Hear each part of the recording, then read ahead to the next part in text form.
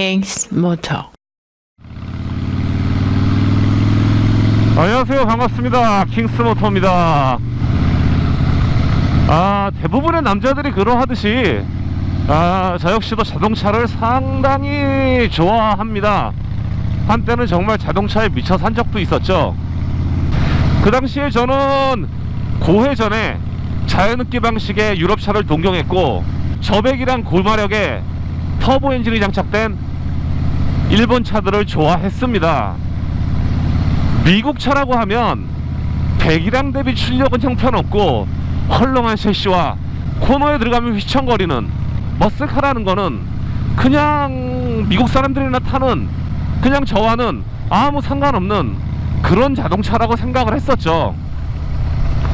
그러던 제가 1살, 2살 나이를 먹으면서 미국 차를 보는 시각이 조금은 바뀌게 됩니다. 차가 막히지 않는 밤이면 자동차를 끌고 나가 미친듯이 와인딩을 즐기던 그 시절이 조금 지나간 후에 그 배기량 대비 형편없다고 느껴졌던 출력은 상당히 차고 넘치는 출력이라는 걸 알게 됐고, 그 넉넉한 배기량에서만 줄 수 있는 저 RPM에서 터져나오는 그 토크와 사운드는 어느 순간 제 마음과 제 귀를 사로잡았습니다. 그 커브라고는 하나도 없는 쭉 뻗은 대륙의 하이웨이를 고 RPM을 돌려서 방방거리면서 혹은 열에 취약한 터보 엔진으로 미친듯이 달리기에는 아메리칸의 감성과는 맞지 않았을 겁니다. 미국이란 대륙의 특성이 아메리칸 머슬이라는 자동차를 만들어냈고, 그 아메리칸 머슬은 이런저런 자동차들을 경험해본 후에 저에게는 상당히 매력적으로 다가왔습니다. 제가 바이크를 처음 입문했을 땐 저 역시도 할리 데이비슨이라는 바이크를 그리 눈여겨보지 않았습니다. 가격도 너무 비싸고 성능은 떨어지는, 그냥 나와는 관계없는 되게 나이 많은 아저씨들이 등판에 자스 뜨고 말구두 신고 타는 그런 조금은 촌스럽고 조금은 올드스쿨한, 저랑은 전혀 상관없는 그런 바이크라고 생각을 했으니까요. 하지만 이런저런 기변을 하고 이런저런 바이크를 경험해보면서 어느 순간부터 할리라는 바이크가 궁금해졌습니다.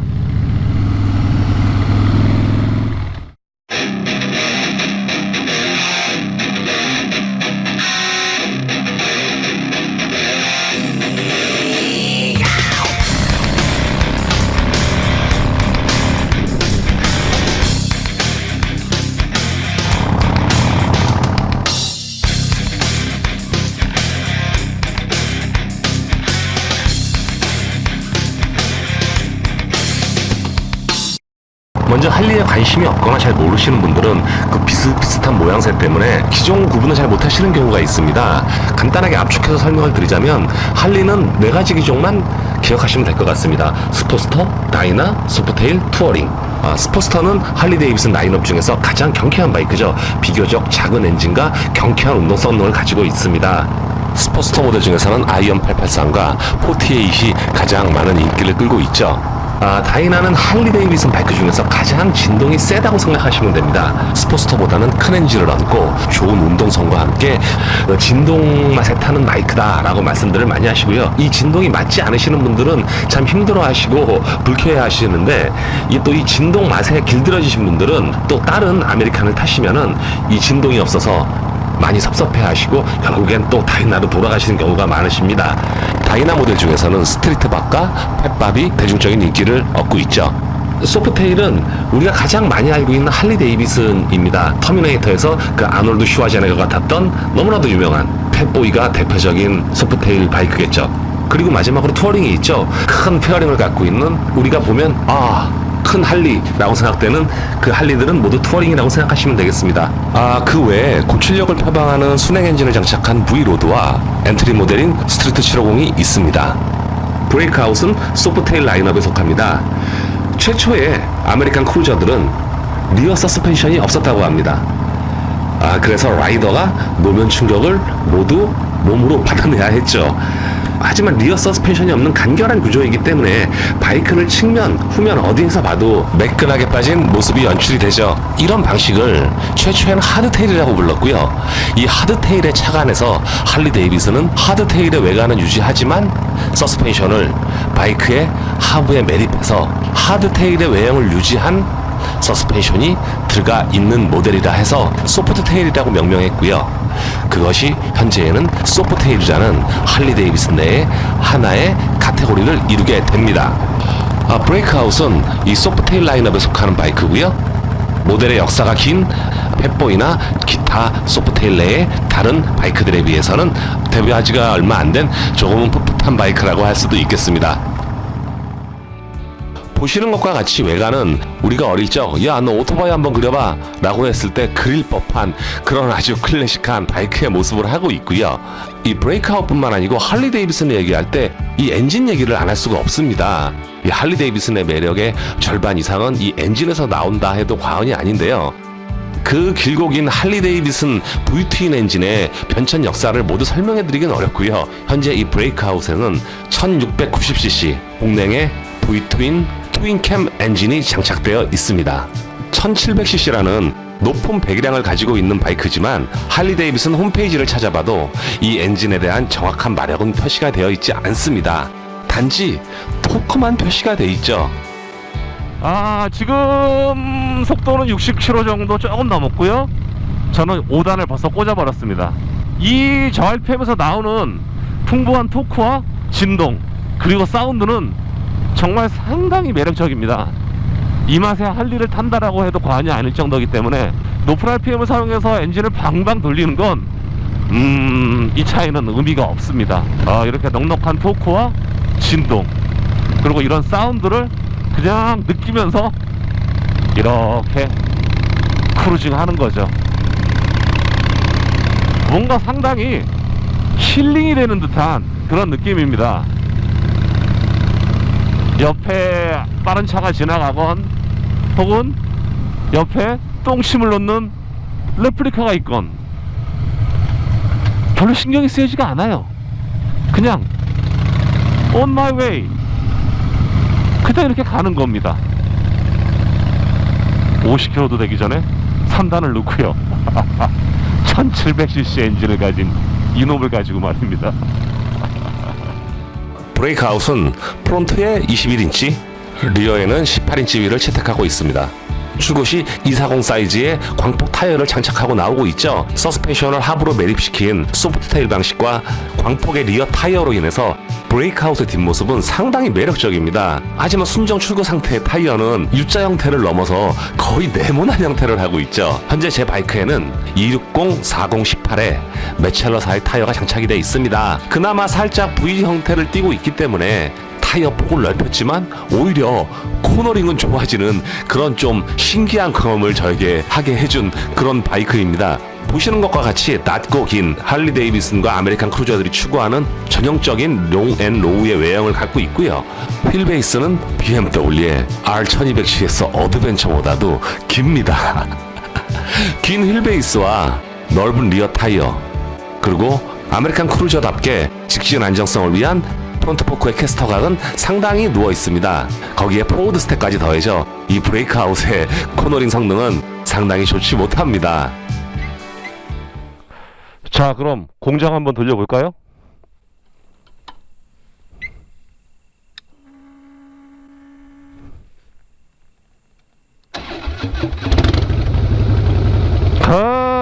공장 돌아갑니다. 뭔가 엄청난 걸 찍어내는 이런 공장이 막 이렇게 일하면서 돌아가는 그런 느낌이에요. 저에게는. 달려보겠습니다. 운동성이라고까지 말할 것도 없고 할리 데이비슨 브레이크아웃의 코너링을 단 한마디로 요약해서 말씀드릴게요. 병신 같아요.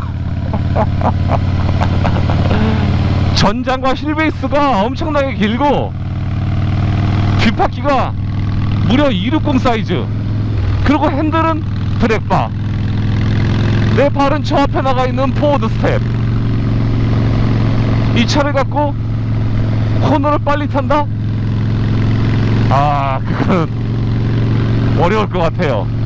그런데 과연 그 병신 같다라는 게 재미없다라는 의미냐? 그건 아니에요. 이 뭔가 엄청나게 무겁고 뭔가 이 공장 같은 이 바이크를 코너에서 힘을 줘서 눕힐 때 그 쾌감과 재미는 또 다른 바이크에서 느끼지 못하는 이 브레이크아웃에서만 느낄 수 있는 또 하나의 재미입니다. 그리고요, 이 핸들 누르면서 몸을 조금씩 쓰면서 타는 이 코너링에 어느 정도 적응이 되고 나면 꽤 그럴싸하게 달려줍니다. 제 발바닥과 스텝이 견뎌주는 하는 말이죠.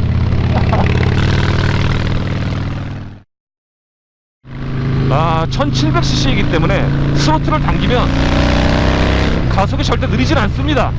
하지만 고출력 바이크를 타시던 분들에겐 그냥 뻔한 수준의 그런 가속력이죠.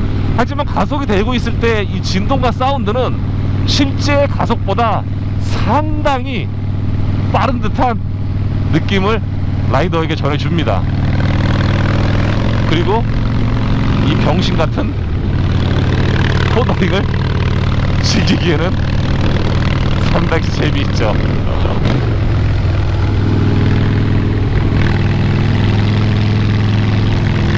스텝이 땅에 닿지 않게, 최대한 땅에 닿지 않게 도는 그런 요령이 조금은 필요해요.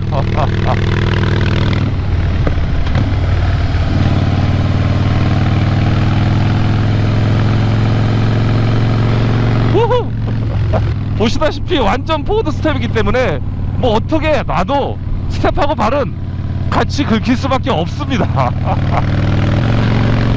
그렇게 빠른 성적이 아니라도 상당히 재미가 있습니다. 코너 자체가. 즐거워요. 꼭 빨라야 되나요? 즐거우면 된 거 아닌가요? 브레이크아웃은 비교적 저렴한 방식인 적립식 프론트 포크를 채용했습니다. 프론트 브레이크는 복동식 포피스톤에 292mm 싱글 디스크를 채용했습니다. 공차 중량이 300kg가 넘고 기름을 채우고 라이더가 탑승하면 400kg가 넘어가는 바이크에 말이죠. 다행히 ABS는 적용이 되어 있습니다. 아, 브레이크 성능은 예상하시는 대로입니다. 예, 역시 병신 같죠? 아, 정말이에요. 병신 같아요. 아마 너무 무리해서 속력을 내지 말라는 할리 데이비슨의 어떤 배려 같습니다. 브레이크아웃의 시프트고는 660입니다. 상당히 낮죠. 발착지성 문제로 이 바이크를 못 타실 분들은 없으실 것 같습니다. 차량 중량이 308kg지만 워낙 낮은 시트고로 인해서 발착지성의 문제로 이 바이크를 넘어뜨리실 분은 없으실 것 같습니다. 문제는 다른 곳에 있죠. 시트와 스텝과의 거리가 상당히 멉니다. 그래서 키가 한 1m 70 후반 정도 이상 되셔야 편하게 타실 수 있으실 것 같고요. 키가 한 70 초반 정도 분까지는 상당히 조작하는 부분에 있어서 불편하실 수도 있으십니다. 드래그스타에서 따온 이 드랙바는 시트와의 거리가 상당히 멉니다. 그래서 키가 좀 작으신 분 중에서 브레이크아웃을 좀 편하게 타시려고 하신다면 핸들바를 조금 라이더 쪽으로 당겨 오시고 시트와 스텝과의 거리도 조금 조절하는 커스터마이징을 하신다면 상당히 편하게 타실 수 있으실 것 같습니다. 먼저 이 브레이크아웃은 둔한 운동 성능과 밀리는 브레이크, 그리고 적응이 필요한 낡은 자세로 인해서 이제 막 입문하시는 분들에게 권해드리기 좋은 바이크는 아닙니다. 나이가 좀 있으신 분들 중에 다른 바이크 경험 없이 할리 데이비슨에 대한 로망으로 할리 데이비슨으로 입문을 하시는 분들이 많으신데요. 저는 개인적으로 그런 분들은 브레이크아웃은 조금 비춥니다. 다른 할리 데이비슨이 아니더라도 다른 바이크 경험해보셨던 분들이 타시는 거 추천드립니다. 처음부터 난 죽어도 이걸 타야 되겠어, 난 이것 때문에 바이크 타고 싶어 하시는 분들은 어쩔 수 없고요. 브레이크아웃의 가격은 3,000만 원이었습니다. 2018년 기준으로 3,200만 원으로 가격이 상승했죠. 가격 대비 성능이라는 걸로 놓고 본다면 이 바이크는 절대 사서는 안 되는 바이크입니다. 이 가격 대비 성능이라는 거를 놓고 얘기를 하면 할리 데이비슨이라는 바이크는 전혀 살 필요가 없는 바이크입니다. 하지만 세상의 모든 물건을 가격 대비 성능만으로 그 가치를 평가할 수는 없죠. 500만원짜리 샤넬백보다 50만원짜리 금강제화 핸드백이 그냥 쓰기에는 훨씬 좋을 겁니다. 그렇다고 브랜드의 가치가 금강제화가 샤넬보다 높지는 않으니까요.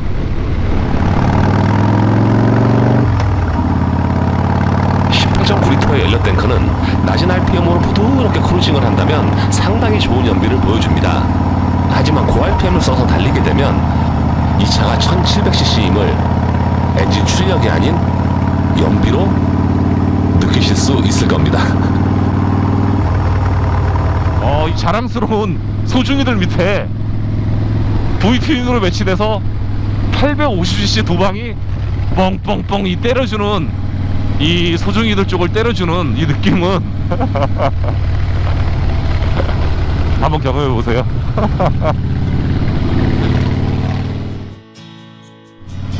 이 햇살 좋은 가을 오후에 누렇게 익어가는 별을 보면서 이렇게 국도길을 한적하게 달리다 보면 이 바이크라는 것과 교감을 하게 됩니다. 땀을 뻘뻘 흘리며 아스팔트를 노려보며 고성능 바이크에 올라타서도 그 바이크와 교감을 하듯이 또 이런 여유를 느끼면서 시골에 저 트럭을 쫓아가도 하나도 답답하지 않은 그런 여유, 그런 게 매력 아닐까요? 저는 바이크보다 음악을 더 좋아합니다. 중학교 1학년 때쯤으로 기억을 하는데요. 그때부터 사모으기 시작한 LP가 참고서가 있어야 될 자리를 대신하고 방을 가득 채웠었죠. 오랜 세월이 지나면서 저는 그 LP를 버렸지만 아직도 차마 버리지 못한 LP가 몇 장이 남아 있습니다. 그 1년에 몇 번 듣지도 않는 LP를 듣기 위해서 먼지가 소복히 쌓인 턴테이블과 앰프를 아직도 집 한 구석에 가지고 있죠. 하지만 비 오는 날 몇 곡의 노래를 듣기 위해서 오래된 LP를 꺼내 턴테이블에 걸 때의 그 감정은 블루투스나 PC에서 너무나도 손쉽게 들을 수 있는 음악과는 조금은 다른 감정이죠. 1년에 몇 번 타지도 않고 혼자만 타는 이 할리 데이비슨이라는 바이크를 보험료와 세금을 내면서 굳이 갖고 있는 이유와도 비슷한 것 같습니다. 어쩌면 우리가 할리 데이비슨의 감성이라고 말하는 그것은 할리 데이비슨의 소리와 진동에서 나오는 것이 아닌 우리가 알고 있는 원초적인 탈 것에 대한 어떤 향수 같은 것이 아닐까요? 지금까지 킨스모터였고요. 항상 안전하고 아름다운 라이딩 하시기 바랍니다. 제 리뷰 영상이 마음에 드셨다면 구독과 좋아요 정도 눌러주시는 여유는 갖고 사셨으면 좋겠습니다. 감사합니다. Rock will never die.